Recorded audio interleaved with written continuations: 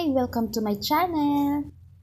Yes, ayan. So, for today's video po, gagawan ko po ng reviews yung na-discover ko about sa YouTube channel ko. So, recently, sinabi sa akin ng isa sa mga kakilala ko, nung pinanood niya daw yung video ko, meron daw siyang nakitang ads na. So, baka daw monetize na daw yung YouTube channel ko, hindi ko lang alam. So, nagulat ako doon kasi nga, sa pagkakaalam ko, hindi pa magkakaroon ng ads ang YouTube channel kung hindi pa ito monetize. So, dahil doon,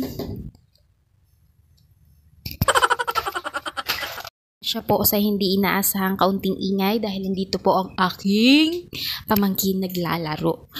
So, dahil doon, nagkaroon ako ng kaunting ideya na dagdagan yung aking kaalaman.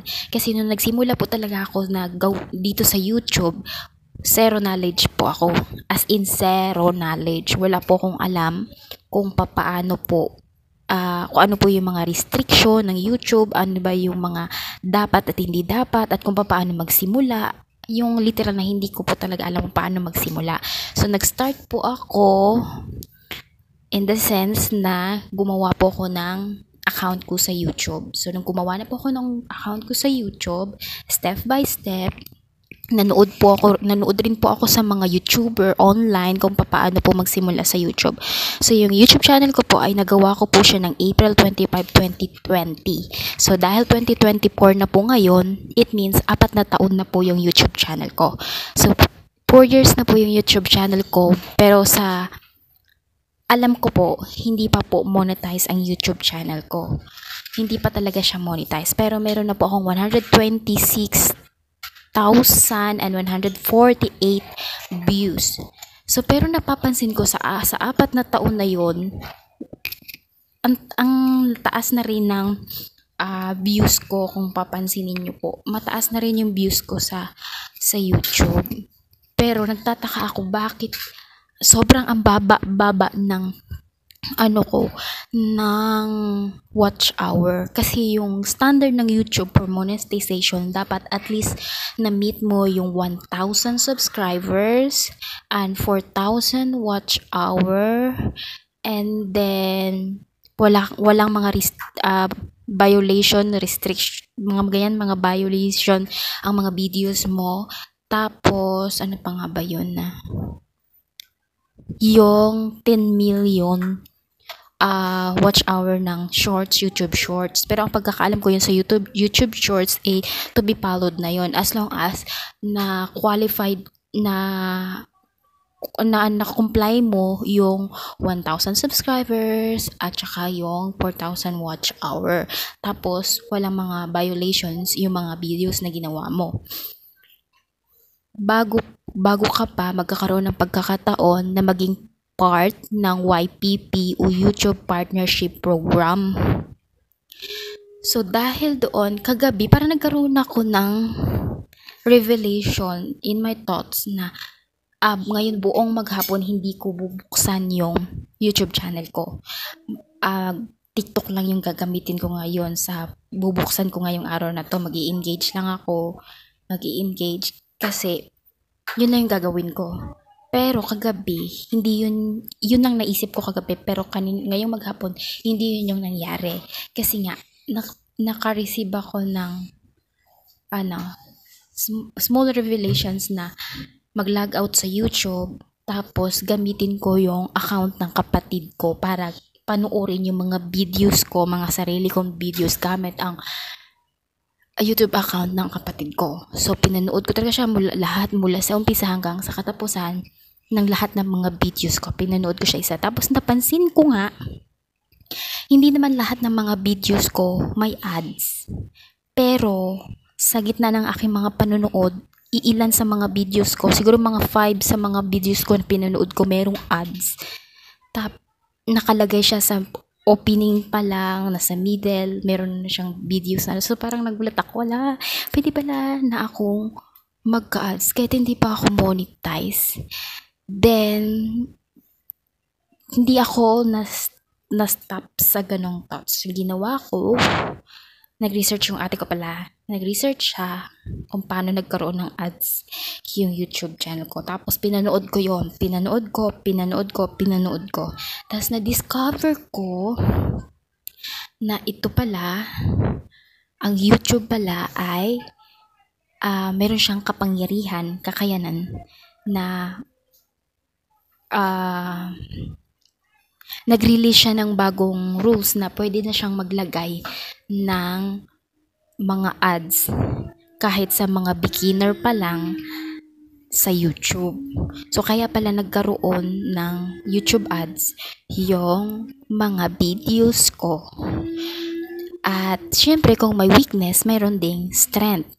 So, yung para sa akin as content creator, yung weakness nun is yung YouTube, kumikita na siya sa mga videos ko by adding ads sa mga videos kong ginawa.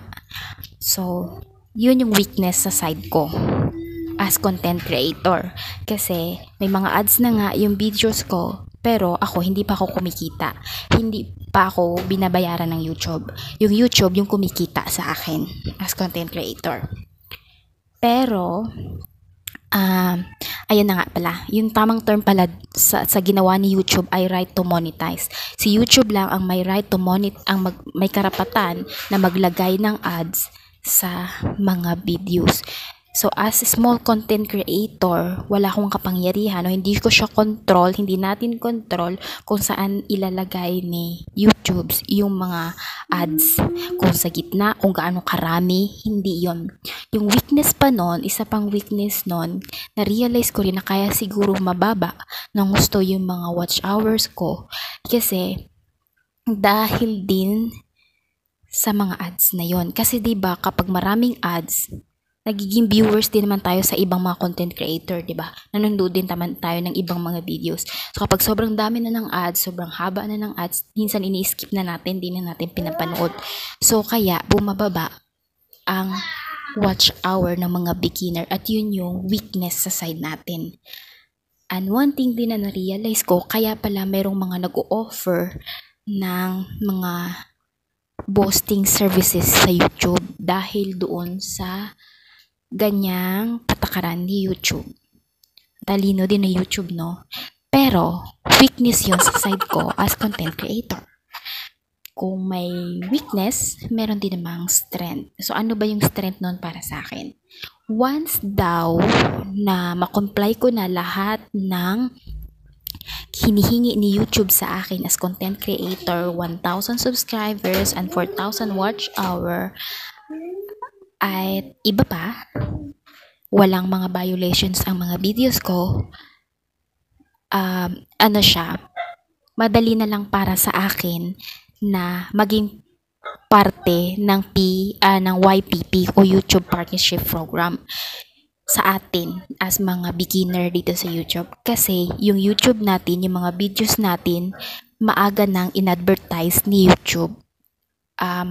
Ang tawag doon ay advertising friendly ads, yung mga nilalagay ni YouTube.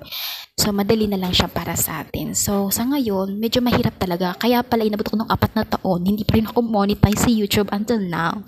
Kasi nga, siguro yung ibang mga nanonood sa videos ko dyan is naiinip na kayo kasi nga may mga ads. Naman ng ilan sa akin, baka kaya daw mababa yung watch hour ko, yung mga count of views ko, dahil daw hindi patok yung content na ginagawa ko. Kasi nga naman, sino nga naman daw ang manunood sa mga kwento ng buhay ko? Diba? Hindi naman ako celebrity, hindi naman ako artista. Well, may point naman po sila. So, syempre, katulad nga po ng sinabi ko kanina, nag-start po ako dito sa YouTube as zero knowledge. Okay?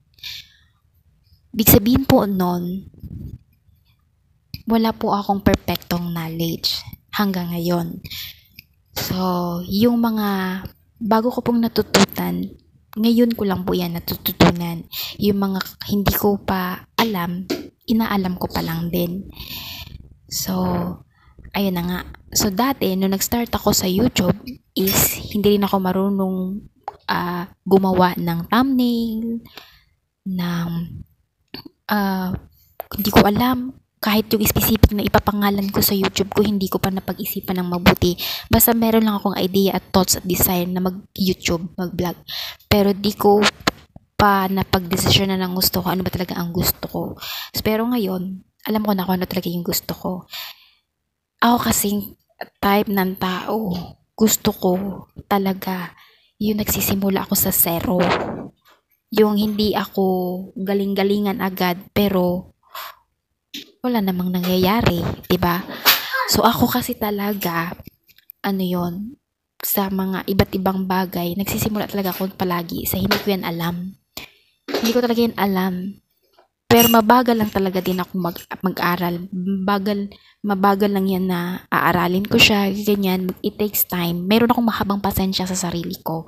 Although yung iba walang pasensya sa akin. Siguro may pasensya pero hindi ganun kahaba.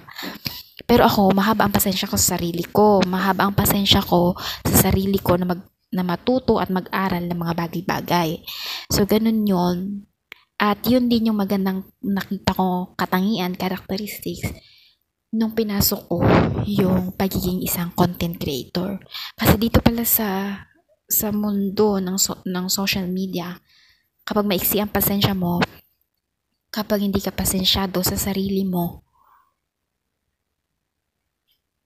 walang mangyayari. So, marami akong natutunan dito sa mga, especially sa mga pinapalo ko na mga, malalaki na ng mga YouTuber. Marami akong mga natututunan ng mga characteristics and strategies sa kanila. Pero yung learnings na yun, pinag-aaralan ko pa ng mabuti kung paano ko siya i-apply sa sarili ko. But, kung wala naman din sila, so baka hanggang ngayon, hindi ko pa rin alam kung ano yung mga restrictions sa YouTube. So, ang dami ko nang sinasabi na naman. But anyways, go back doon sa tinaka-topics. So, ginawa ko tong content na ito para bigyan ng reviews na dyan sa mga kapareho ko na mga nagsisimula sa YouTube. Wag po kayo magtaka kung may ads po na lumalabas sa mga videos nyo. Kahit na hindi pa kayo monetize, wag po kayo mag-alala.